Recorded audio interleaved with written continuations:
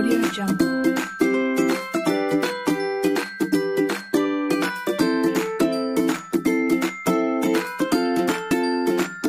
Audio Jungle.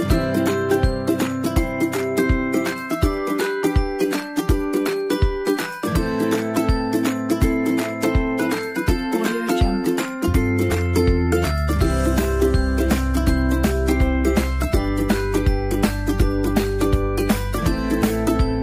Audio Jungle.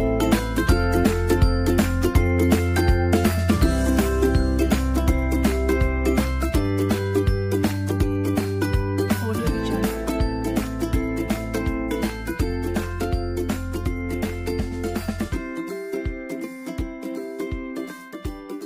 Audio Jungle.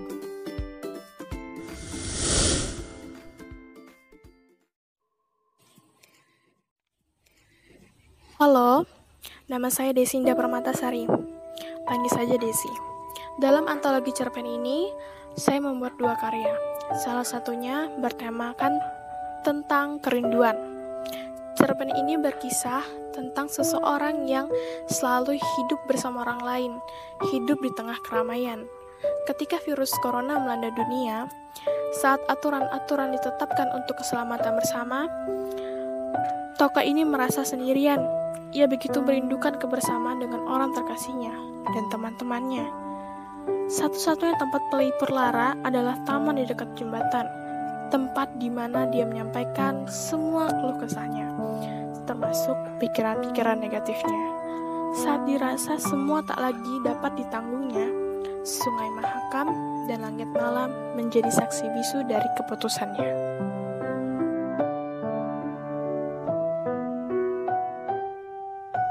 Monster Kecil di Tapeng menceritakan tentang kehidupan seorang ibu parubaya dan anaknya yang berumur 10 tahun. Ibu tersebut menyambung hidupnya dengan bekerja sebagai buruh penyadap karet di salah satu perkebunan karet di kampungnya. Hubungan gelap terjadi antara dirinya dengan pemilik perkebunan karet, melahirkan seorang anak kecil yang sekarang ini berumur 10 tahun. Hingga suatu hari, ibu tersebut terkena kanker rahim dan harus menjalankan operasi. Di tengah masa pandemi COVID-19, ibu tersebut lalai dan tidak menggunakan masker. Ibu tersebut tidak menyadari bahwa dirinya sudah terpapar virus COVID-19. Hingga dirinya pulang ke desa dan menularkan virus tersebut kepada anaknya. 2 minggu kemudian anaknya mengalami gejala COVID-19 hingga mereka berdua harus dibawa ke rumah sakit. Perjuangan dilalui oleh mereka berdua untuk melawan virus tersebut. Hingga akhirnya anaknya lah yang gagal dalam peperangan melawan monster kecil itu.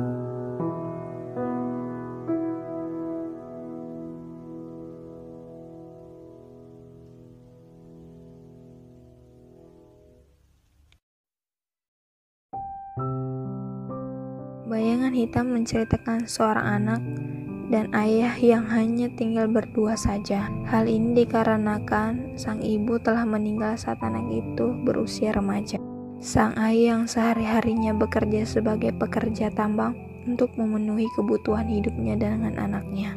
Suatu ketika, sang ayah mendengar kasak kusuk sebuah berita mengenai gejala-gejala saat ini yang sedang dibicarakan oleh masyarakat maupun dunia.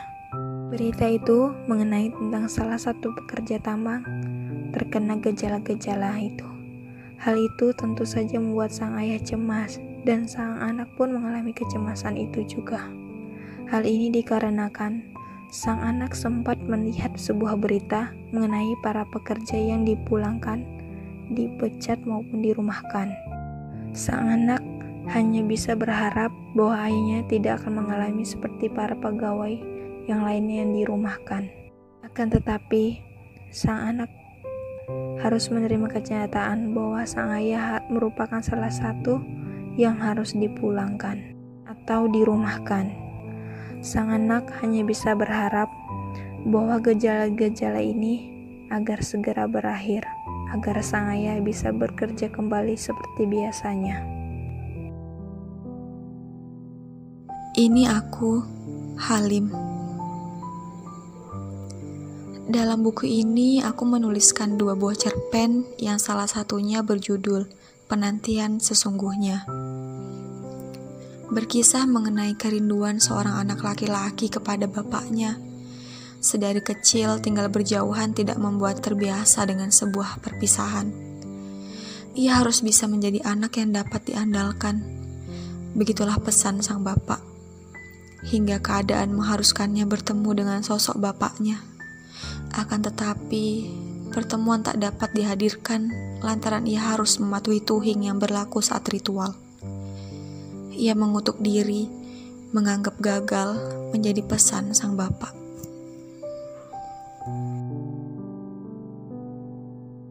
Cerpen ini berkisah tentang kehidupan kota yang gemerlap.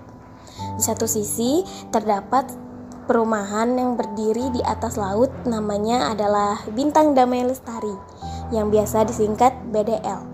BDL menjadi tempat wisata dan juga memiliki kebudayaan dan adat istiadat yang ramai dikunjungi oleh masyarakat di sana.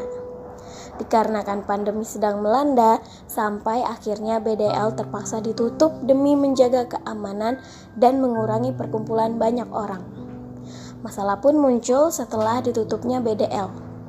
Tidak semua warga menyetujui penutupan BDL karena bisa menghambat perekonomian yang tengah merosot di kala pandemi COVID-19.